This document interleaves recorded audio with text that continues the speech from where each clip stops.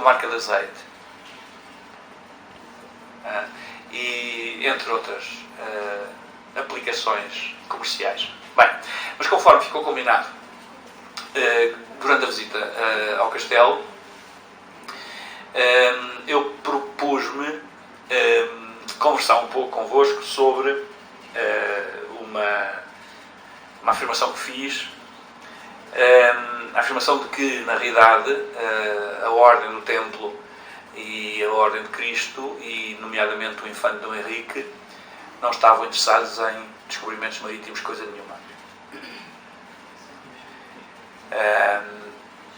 Quem passou a estar interessado em descobrimentos marítimos no verdadeiro sentido do termo, ou da expressão, foi o Príncipe Perfeito, Dom João II. Que também foi ele quem assassinou, para a sua própria mão, apunhalando o grão-mestre da Ordem, Dom Diogo.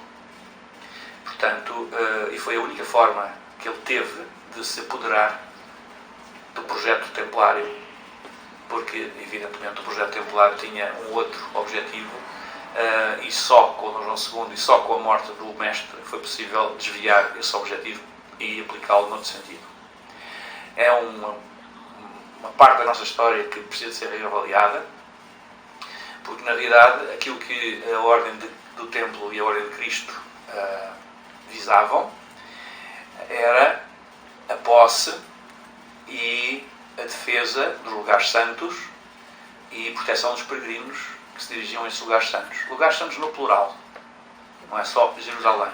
Jerusalém, evidentemente, era um dos principais locais de destino, mas não se tratava apenas de Jerusalém. E, portanto, sendo assim, se o Infante Dom Henrique alguma coisa desejava fazer à frente da Ordem de Cristo, da Ordem Templária de Portugal, era cruzada. Era, de novo, chegar a Jerusalém e apoderar-se de Jerusalém. Sempre podemos dizer, ou há sempre quem diga que um homem atrasado no tempo, um cavaleiro medieval, já muito passadista e tal. No século XVI, o século XV, as coisas pensavam-se de outra maneira. Não é? E para mostrar que ele não estava completamente fora do seu tempo, basta citar ou basta evocar o caso de Dom Manuel I, que no século XVI, em 1516, estava a propor uma cruzada contra os muçulmanos e em direção a Jerusalém, ao rei de Aragão. Portanto, o Infante Dom Henrique não estava de todo fora do seu tempo. O Infante Dom Henrique estava exatamente no seu tempo. E, portanto, agora resta saber como é que ele pretendia fazer isso. Essa é a parte interessante da coisa. Mas, para isso, eu gosto de sempre contar uma história a propósito destas matérias, porque as pessoas pensam que estas coisas são fantasias. Eu já nem falo de imaginação, a imaginação é outra coisa, não é? São fantasias, são umas coisas que a gente cria a partir do nada, assim, como se quem tira um coelho da cartola, como se o coelho já não estivesse na cartola, não é? E tira-se o coelho da cartola fantástico. Bem, ora, neste caso particular, é melhor mostrar-vos.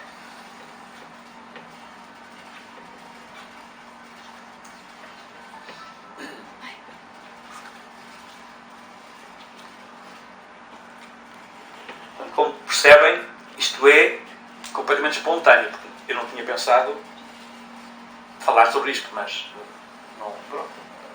É assim, vem a propósito e vamos poder conversar sobre isto. Esta matéria eu já publiquei num dos meus livros, no Projeto Templário Evangelho Português, publiquei um capítulo dedicado a esta questão e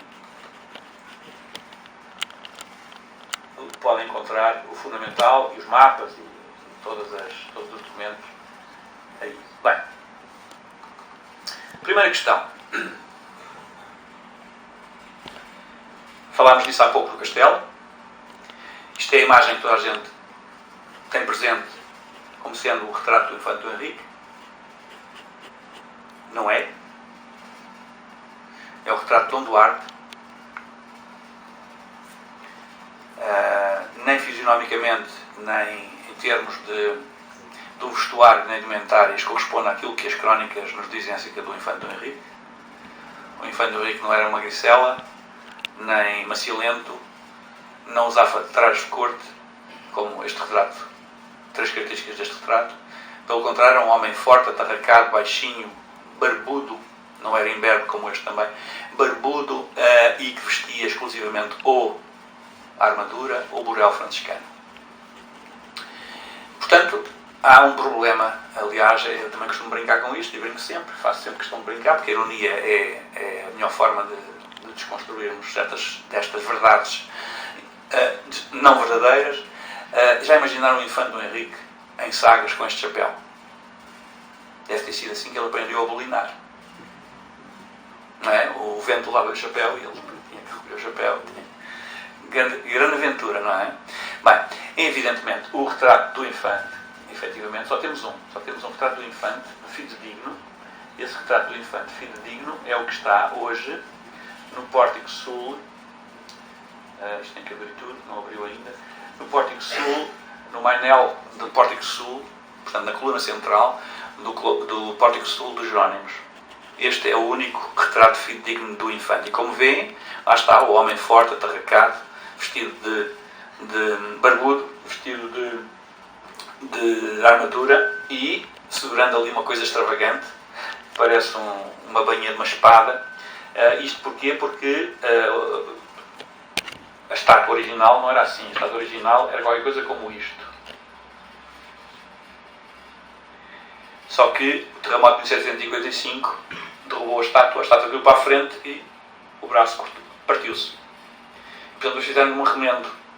O remendo é aquilo que nós vemos hoje. Mas a estátua original era assim. Portanto, o infante empunhava uma espada em riste e defrontava quem entrava no Jerónimos. Bem, mas, voltando atrás, o retrato que eu vos apresentei em primeiro lugar foi o retrato que deu origem à confusão toda.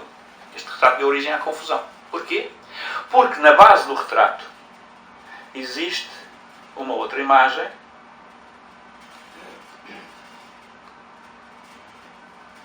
que é a empresa ou divisa do infante. Nestes tempos, e sobretudo a partir da dinastia de Davis, com Dom João I e os seus filhos, a Inquisição geração, começou a usar-se em Portugal a técnica da empresa ou divisa. A empresa aqui não tem nada a ver com negócio, não é? A empresa aqui é uma imaginem aquela coisa que a gente chama incorretamente emblema do Benfica, não é? Aquilo é uma empresa, na realidade não é emblema, porque para ser emblema falta-lhe outra coisa. Portanto, uma empresa o que é? Tecnicamente é o conjunto, portanto um objeto constituído por aquilo que se chama o corpo da empresa e pela alma da empresa. O corpo é a imagem e a alma é o mote ou frase que se junta à imagem e que, de certa maneira, dá o sentido ou ajuda a encontrar o sentido da imagem. Há umas regras para constituir isso. Por exemplo, porque é que o infante usa no mote o francês? Porque, de acordo com as regras da constituição das empresas, a empresa não pode ter o mote na língua do seu utilizador. Se eu sou português, não posso usar uma empresa redigida em português. Se eu sou francês, não posso usar a divisa redigida em francês. E por aí fora, não é? Tem que adotar uma língua diferente. E essa é a razão porque, na época de Dom João I e os seus filhos, todos eles adotaram divisas francesas. Porquê? Porque a língua francesa estava na moda na época e, portanto, e as empresas originais, aquelas que são consideradas as mais antigas, foram originais na França. As empresas, regra geral, têm uma origem mais antiga. As empresas, na realidade, são, se calhar, neolíticas, são pré-históricas. As empresas são aquilo que nós chamamos habitualmente, e tecnicamente está correto, o slogan. O slogan é uma palavra que se utiliza na publicidade e que significa exatamente uma frase forte que ajuda a lançar uma campanha publicitária ou que dá força a uma campanha publicitária. Mas a palavra slogan é uma palavra de origem, imaginem, escocesa, e significa pelos slogan, ou neste caso pelos Logan. Logan é uma marca de um whisky fabricado por um clã cujo nome é o mesmo da marca do whisky, Logan. E portanto slogan é, em escocês, o mesmo que dizer pelos Logan, como nós dizíamos em Portugal, ou por Santiago ou por São Jorge, mesma coisa rigorosamente. E portanto o slogan que se tornou digamos, num chavão publicitário. E os gritos de guerra estão na origem destas chamadas empresas ou divisas. Bem, no caso do Infante, vamos ver isto em pormenor, porque tem interesse para nós percebermos o resto.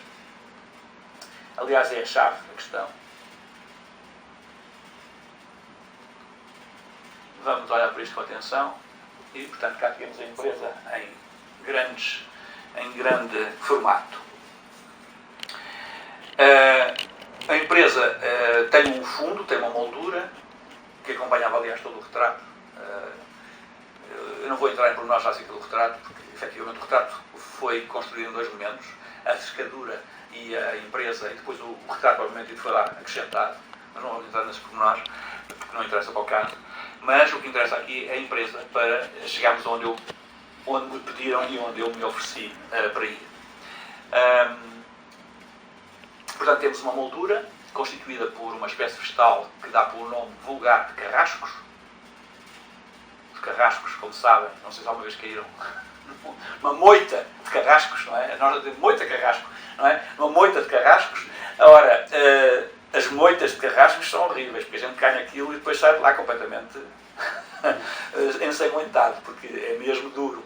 E, portanto, o próprio Infante, que certamente não desenhou a sua empresa, mas quem encomendou a alguém que a desenhou, deve ter dito: eu quero uma coisa que dê essa intenção, que passe essa ideia de que a minha missão, a missão que eu me proponho, é uma missão difícil, espinhosa, neste caso, de moita carrasco, não é? E, portanto, isso está dado exatamente na forma da moldura, que é constituída por carrascos, que o carrasco é uma espécie de coerca, uma espécie, um vegetal da família dos carvalhos, daí se chamaste coercos também, não é? Mas pronto, são pormenores. Isso também tem um sentido simbólico, na época já era conhecido. O coercos, a palavra coercos, é uma palavra que significa fortaleza. Fortaleza, reparem, não é força. Força é física, fortaleza é de ânimo. Vão ver? Estas coisas depois têm essas leituras e estes níveis diferentes e sucessivos e complementares de leitura, mas vamos passar à frente. Vamos dirigir a nossa atenção para dentro daquelas 2 moldurinhas mais pequenas, onde devem estar a ver 2 formas idênticas, não é? Repetidas. O que é que vem lá? 2 triângulos, não é? Bem, e só um sol no topo, um sol, e depois há ali 2 lateralmente, dentro do sol, parecem uns parênteses, não é? Ora, aquilo é o brilho do sol. É um sol no topo. Bem, se nós consultarmos a literatura contemporânea do Infante, isto está explicado. Está descrito, explicado. O que é que nós estamos a ver, efetivamente? Serão 2 triângulos com um sol no topo? Não. De acordo com os textos contemporâneos do Infante e com o próprio Infante, que decidiu escolher esta como sua empresa, nós estamos diante de, e literalmente assim é, de 2 pirâmides do Egito.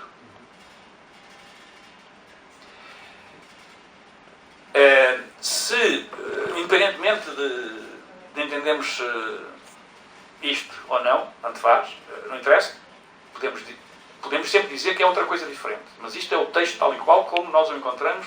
Ainda o Infante estava vivo e ativo. Ele usava como empresa 2 pirâmides do Egito, cujo topo era ocupado por um sol. Curioso que, por acaso, há relativamente poucos anos, alguns egiptólogos descobriram que as pirâmides, as 3 grandes de Giza, que estão truncadas, têm uma peça solta, que está no Museu do Cairo, que poderia ser colocada no topo. A gente não sabe como, porque pesa toneladas. Mas era para ser colocada no topo. Chama-se isso o piramidion. Ora, nós estamos a ver exatamente isso, porque o piramidion, a tal peça que pesa toneladas e que está são 3 que estão no Museu do Cairo, são em ouro. Portanto, brilham como o sol. Portanto, o Infante sabia disso. Reparem. Mas, desculpem lá. Pirâmides do Egito. Então o Infante não estava interessado nas Índias? O Egito fica muito longe. Não haverá um engano? O que é que se passa? Bem, o que se passa é que a história, tal como nos contaram, escamoteou norteia exatamente este pormenor, que é básico. O objetivo primeiro do Infante não eram as Índias. Não há em qualquer documento contemporâneo do Infante referência à Índia ou às Índias. E falamos das Índias no plural porque havia 5 Índias. A partir do século XV passou-se a falar de 5 Índias. Uma primeira que ocupava aquela região entre o norte de Moçambique e o Mar Vermelho. Uma segunda correspondia à Arábia. Uma terceira correspondia à Pérsia. Uma quarta à Índia, provavelmente dita. E uma quinta correspondia a todos os territórios para além da Índia, portanto China, etc. Sião, etc. Bem, mas no tempo do Infante não há qualquer referência a isso. Nem Índia, nem Índias. Portanto, parece que, quando nos falam disso nesses termos, quem fala está a cometer um anacronismo.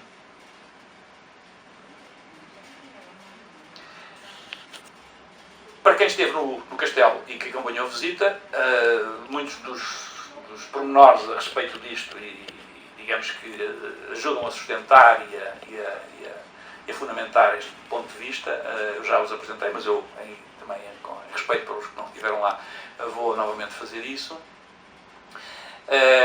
Efetivamente, o Infante percebeu, aliás, toda a gente na Europa tinha percebido já, só que não tinha as condições que o Infante tinha, porque tinha a seu cargo uma ordem religiosa que era herdeira dos Templários, que era a ordem templária ainda intocada, e tinha consigo toda a tradição templária, e tinha consigo toda a mística e o carisma templário. E conseguiu, ele próprio, também carismático, conseguiu reunir à sua volta uma série de indivíduos de origens diferentes, que todos tinham o mesmo interesse: libertar Jerusalém do domínio muçulmano e, sobretudo, verem-se livres de uns tipos terríveis que exploravam os europeus, chamados venezianos. Os venezianos eram o braço direito do sultão do Egito, nesta época. Portanto, estamos a falar da primeira metade do século XV. E, portanto, o Infante consegue congregar à sua volta genoveses, inimigos fidagais dos venezianos, catalães, aragoneses, até gente do norte da Europa, flamengos, judeus, muitos, e pôr em marcha um processo que visava chegar a Jerusalém, tomar conta de Jerusalém e, evidentemente, defendê-la. Acontece que o percurso mais direto, mais fácil, mais lógico era impossível. Qual era o percurso mais lógico, mais direto, mais fácil? Era simplesmente navegar pelo Mediterrâneo até à Palestina, desembarcar e fazer o trabalho em terra. Só que isso era impossível. Porquê?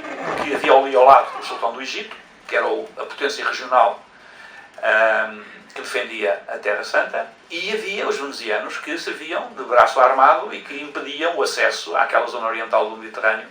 A partir do momento em que os templários foram expulsos de Chipre, Veneza tomou conta, em conluio com o Egito, toda essa zona do Mediterrâneo. Portanto, por aí não se podia lá chegar. Como é que se chega então a esse destino? Como é que se pode chegar a esse destino? Bem, o Infante, como tinha informação privilegiada, concebeu um plano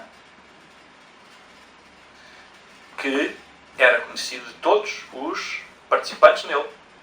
E todos os participantes nesse plano, e podemos citar genoveses, judeus, flamengos, catalães, pelo menos, escreveram sobre o assunto, explicando qual era o processo e qual eram os meios necessários para atingir os fins. E quais eram?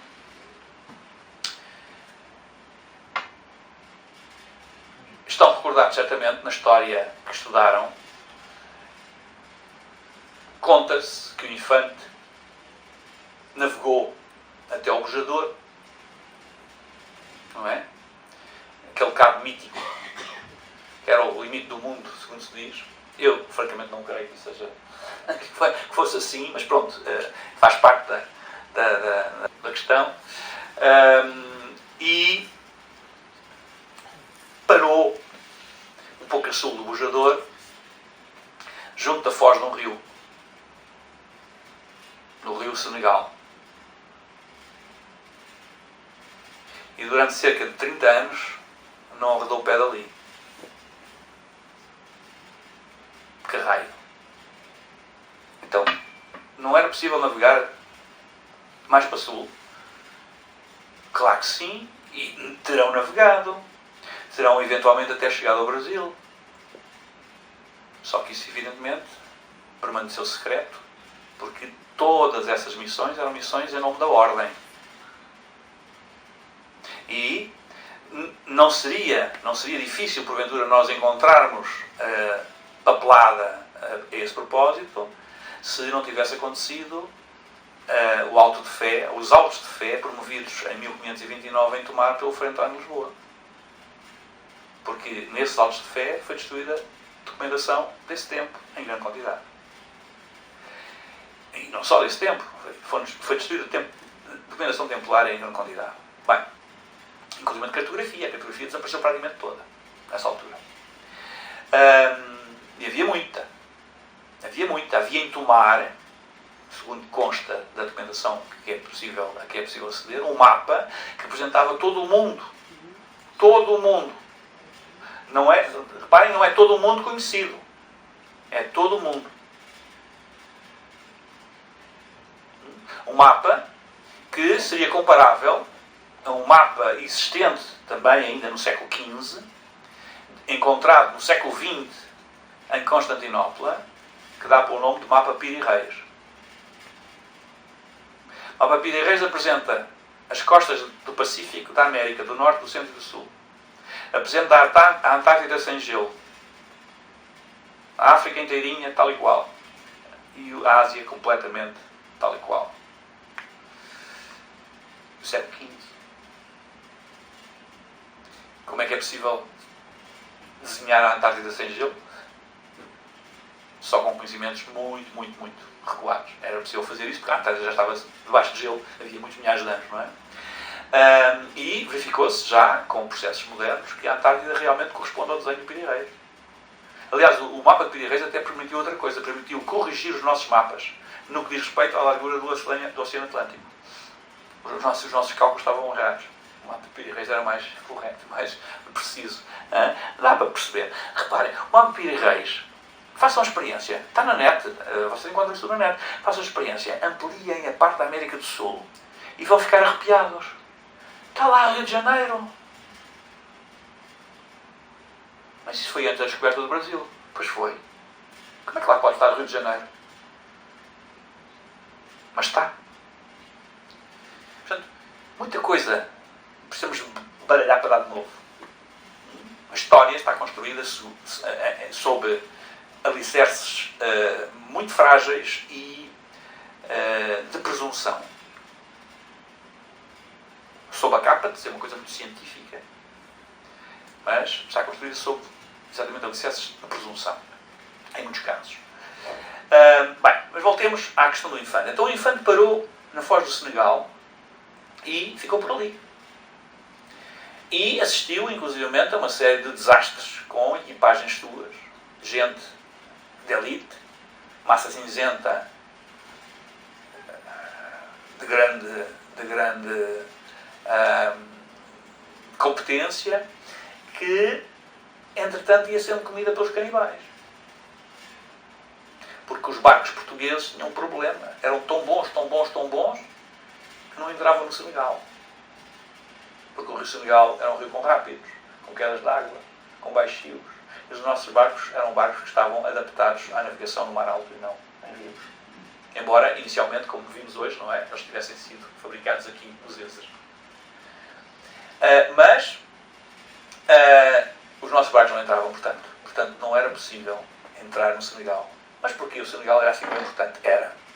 O Senegal era, na época, um afluente do Nilo. E enquanto afluente do Nilo, a gente percebe qual a importância do Senegal.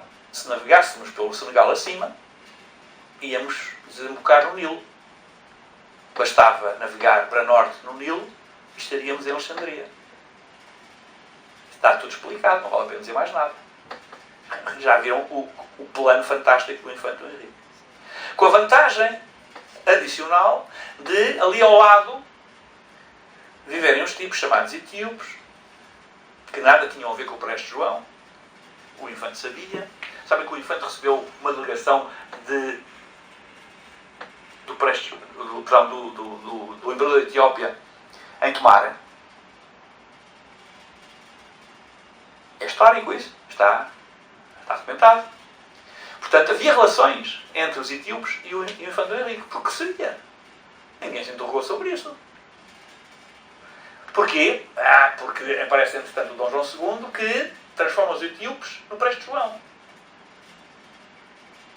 Nós sabemos que isto efetivamente, foi uma recriação do Dom João II, porque há um autor alemão, de origem alemã, chamado Valentim Fernandes, que trabalha em Lisboa, que é impressor em Lisboa, é um impressor muito famoso em Lisboa, no reinado de Dom João II.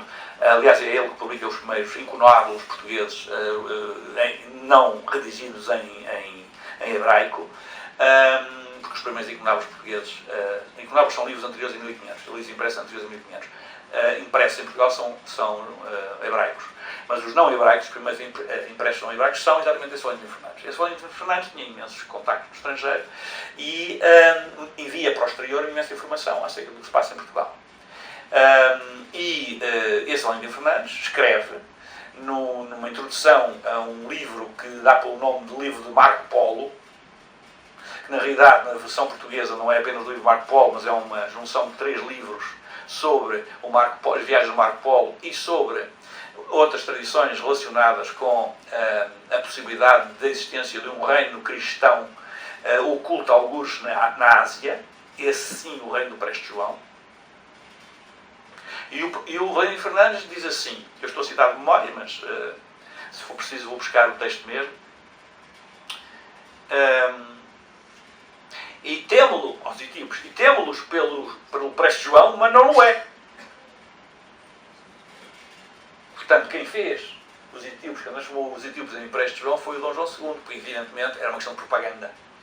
Precisava de alguém que fosse substancialmente superior na imagem e no poder aos etíopes.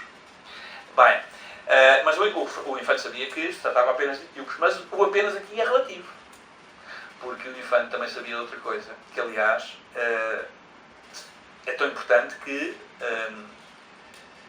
está na origem do sacrifício de umas centenas de portugueses na Etiópia, no século XVI, comandados por um neto do Vasco da Gama, chamado Cristóvão da Gama, para defenderem um objeto que estava guardado numa igreja etíope. Os etíopes são monofisitas. Os etíopes não são católicos, são cristãos, mas são monofisitas, são um cristianismo diferente. Aliás, isso só se tornou evidente a partir do momento em que os jesuítas lá chegaram, porque até lá os portugueses sempre foram dizendo que aquilo eram cristãos, mas nunca disse que eram romanos. E chegaram os jesuítas e disseram, mas esta gente é diferente, esta gente não pensa como nós, não é? Esta gente é completamente diferente. Bem, e a coisa aí foi tão mal que foram expulsos, os jesuítas. Bem, mas portanto, eu estava a falar do objeto que estava sob custódia de uma igreja e que ciclicamente passa de uma igreja de um sítio para outra igreja de outro sítio. São 2 sítios que os portugueses exploraram até ao Tutano. Os sítios são chamados Lalibela e Axum. Na língua portuguesa, habitualmente nas crónicas portuguesas, o sítio chama-se Aquachumo. Se quiserem, mostro-vos imagens dos sítios. É engraçado, querem que eu mostre? É engraçado. Bem.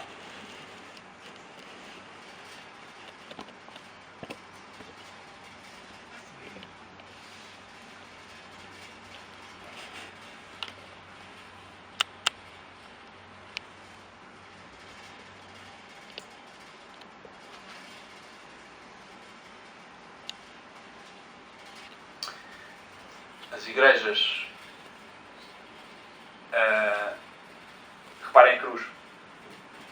copiado. As igrejas destes etíopes monofisitas são construídas a partir do céu. As fundações estão no céu. São escavadas na rocha e depois ficam com este aspecto.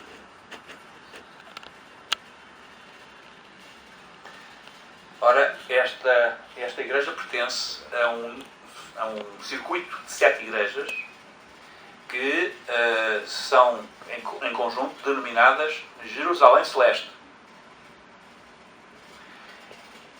Isto em Lalibela.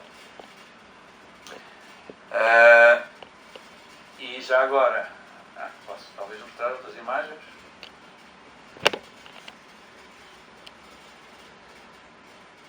Estas são as plantas de algumas dessas igrejas. Mas pronto, vamos passar a Aquachumo.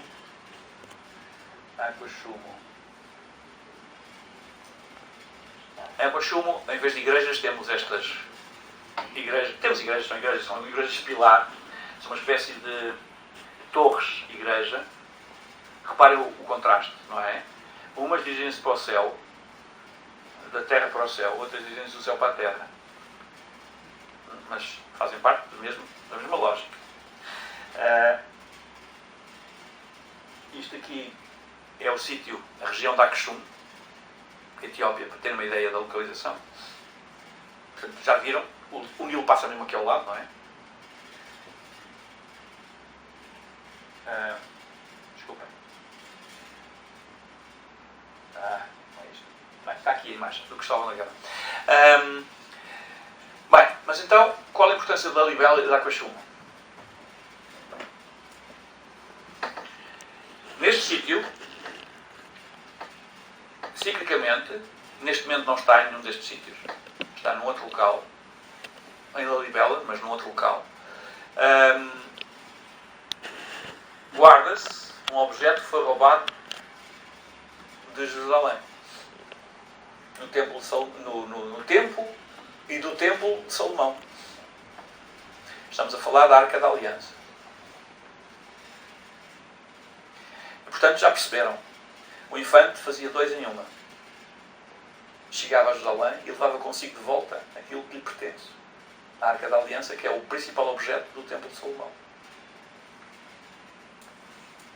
Foi exatamente defendendo a Arca da Aliança de um ataque muçulmano a Lalibela que Cristóvão da Gama morreu com mais de 300 cavaleiros portugueses da Ordem de Cristo.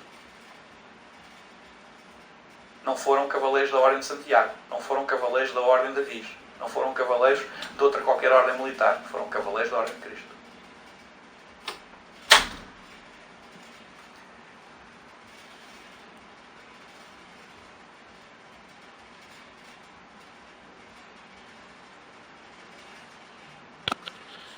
Todos os anos realiza-se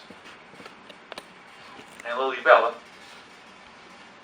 um festival chamado Festival das Arcas, onde são levadas em procissão réplicas de centenas, muitas centenas de arcas. Réplicas da Arca da Aliança, evidentemente, não é?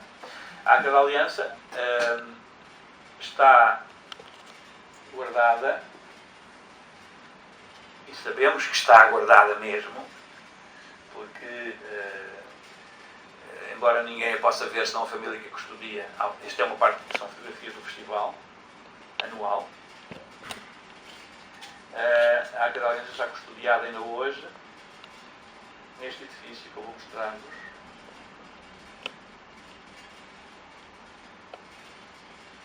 Que se chama a Capela da Arca.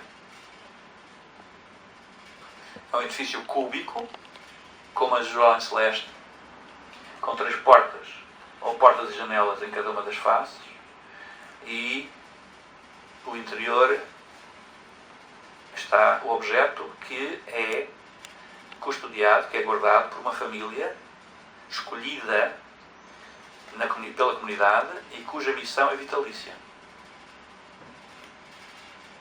E até agora, pelo menos, mesmo com todos os problemas que por estas regiões têm acontecido, não foi alvo de nenhum ataque, nem de nenhuma destruição.